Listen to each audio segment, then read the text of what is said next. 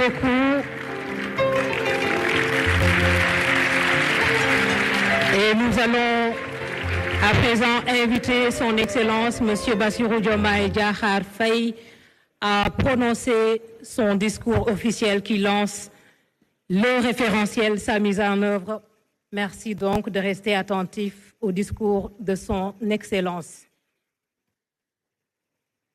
Monsieur le Premier ministre, Mesdames, Messieurs les ministres et secrétaires d'État, Excellences, Mesdames, Messieurs les ambassadeurs et représentants du corps diplomatique, Mesdames, Messieurs les partenaires techniques et financiers, honorables élus territoriaux, notabilités religieuses et coutumières, Mesdames, Messieurs les représentants du secteur privé, de la société civile, des organisations d'agriculteurs, d'éleveurs, de pêcheurs, d'artisans, Mesdames, Messieurs les représentants des femmes et des jeunes, honorables représentants des forces vives de la nation, honorables invités en vos rangs et titres, mes chers compatriotes.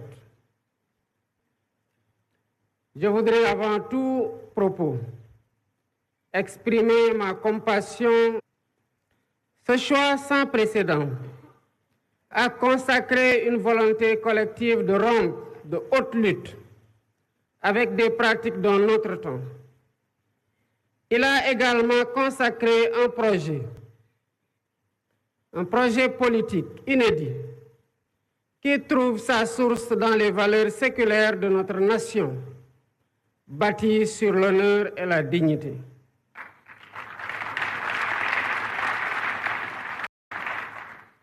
Pour rappel, lors de ma prestation de serment le 2 avril 2024, je m'engageais devant vous à mobiliser les Sénégalais d'ici et de la diaspora autour d'un projet national fédérateur orienté vers un futur serein.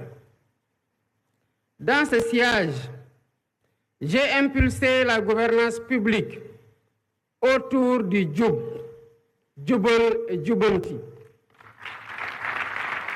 pour transcrire dans nos actes et discours de tous les jours la cause primordiale et la volonté sacrée du peuple sénégalais souverain. Dans cet esprit, j'ai demandé au Premier ministre, dès le premier Conseil des ministres, la finalisation d'un nouveau référentiel de la politique économique et sociale, ce qui s'est fait dans les 6 mois, malgré, il faut le souligner, le contexte très chargé lié à la gestion problématique de la continuité des pouvoirs publics après l'alternance. Aujourd'hui, 14 octobre 2024, nous partageons avec les différents segments du peuple sénégalais et la communauté internationale ce document stratégique qui pose les fondements d'une nouvelle ère pour notre pays. La vision Sénégal 2050, agenda national de transformation, révèle donc assurément la dynamique d'un pacte social national pour bâtir un Sénégal souverain, un Sénégal juste, un Sénégal prospère.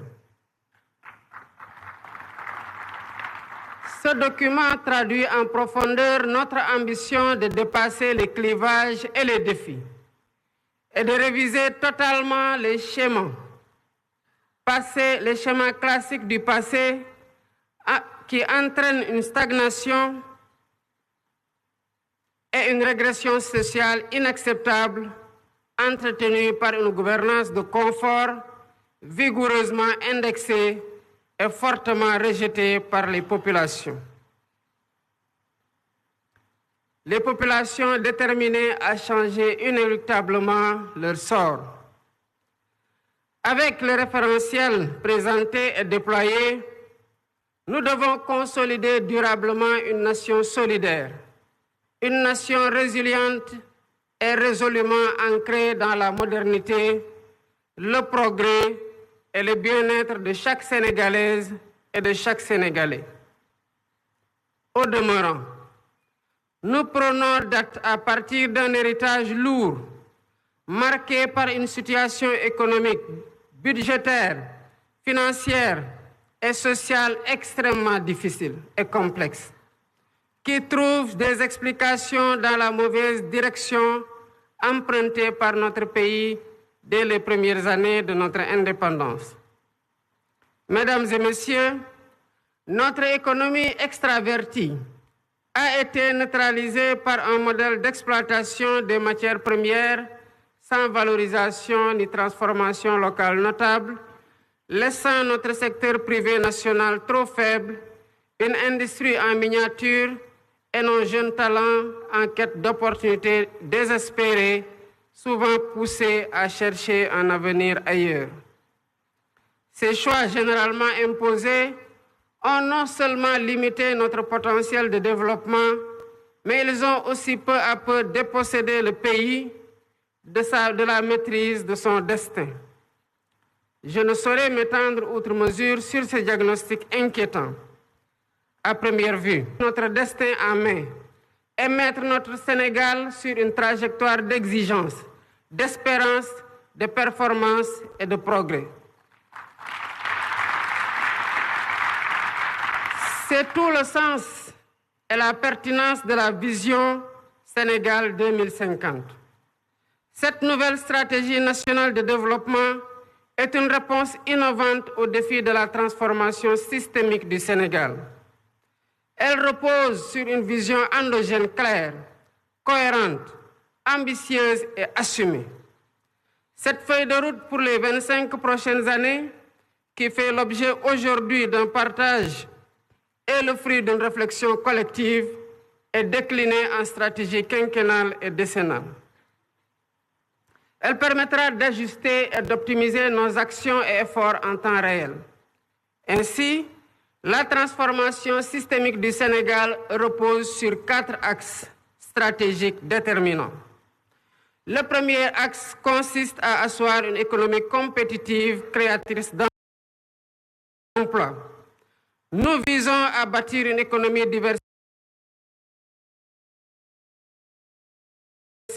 et résiliente, mais aussi inclusive.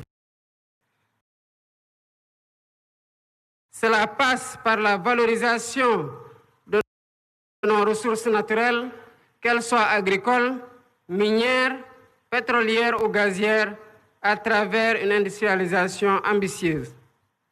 Nous intégrerons nos matières premières dans les chaînes de valeur mondiales et nous transformerons nos richesses sur place, en particulier grâce aux technologies numériques et à l'intelligence artificielle.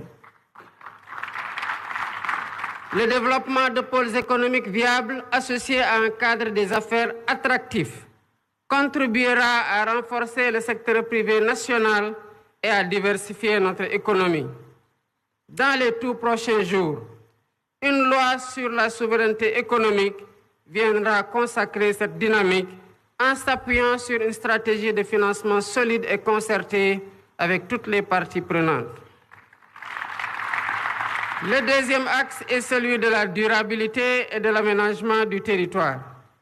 Notre développement ne sera viable que s'il respecte et préserve notre environnement.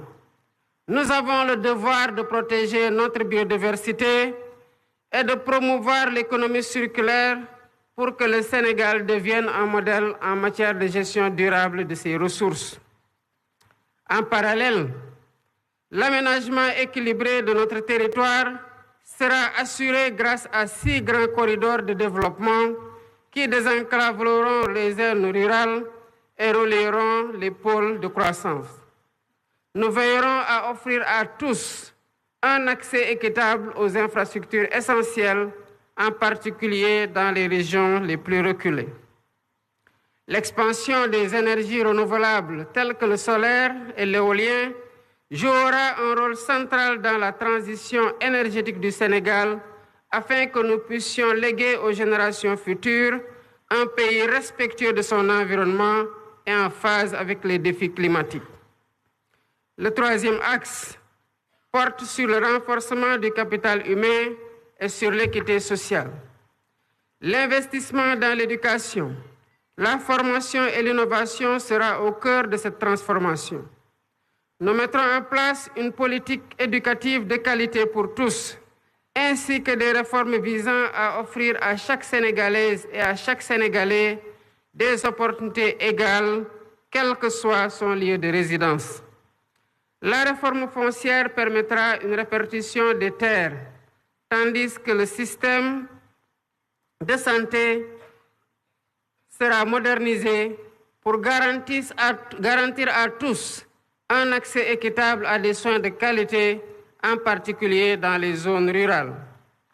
En outre, un système national d'assurance maladie sera instauré pour protéger chaque citoyen des aléas économiques et sociaux, réduisant ainsi les inégalités. Le Sénégal de 2050 sera porté par une jeunesse compétente, dynamique et préparée pour répondre aux défis du monde moderne. Ce capital humain de qualité sera l'un des piliers de notre compétitivité économique. Le quatrième axe concerne la bonne gouvernance et l'engagement africain. La refonte de nos institutions est indispensable pour servir au mieux les aspirations de notre peuple. Nous combattrons durement la corruption et nous réformerons l'administration pour en faire un levier puissant au service du développement. Ce processus de gouvernance renforcée garantira une gestion rigoureuse de nos ressources, assurant que chaque action entreprise contribue à l'atteinte de nos objectifs collectifs.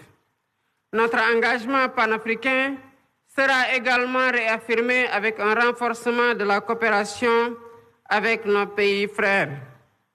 Convaincus que l'avenir de notre continent repose sur l'intégration régionale et la solidarité, pas des clivages politiques, qui appellent l'engagement de chaque Sénégalaise et de chaque Sénégalais. D'où mon attachement particulier à son appropriation, à son enrichissement et à sa vulgarisation par une communication adaptée auprès de toutes les forces vives de la nation. L'agenda 2050 s'adresse autant aux Sénégalais d'aujourd'hui qu'aux générations futures. C'est une vision pour un Sénégal qui n'aspire pas seulement à participer au monde de demain, mais à y jouer un rôle majeur, à être un acteur de premier plan dans la sous-région et un modèle de développement pour l'Afrique. Je voudrais, à cet instant précis, adresser mes chaleureuses félicitations au Premier ministre Ousmane Sonko.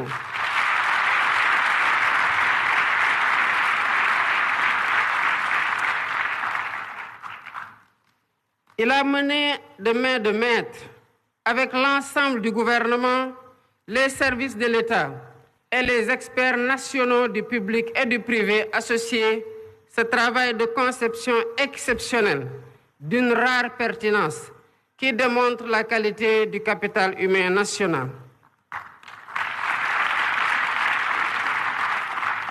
Mes chers compatriotes, notre volonté ne pourra être complète que si nous avons les moyens de notre autonomie économique, monétaire, énergétique, alimentaire, mais aussi sociale et culturelle.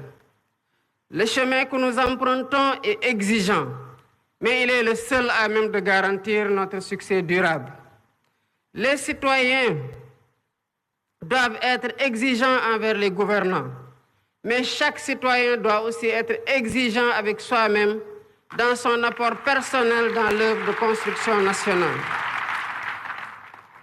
C'est ainsi qu'ensemble, comme un seul peuple, poursuivant le même but et animés de la même foi en notre progrès, nous construirons un Sénégal plus fort, un Sénégal plus juste, un Sénégal plus prospère. Vive le Sénégal souverain. Je vous remercie de votre aimable attention.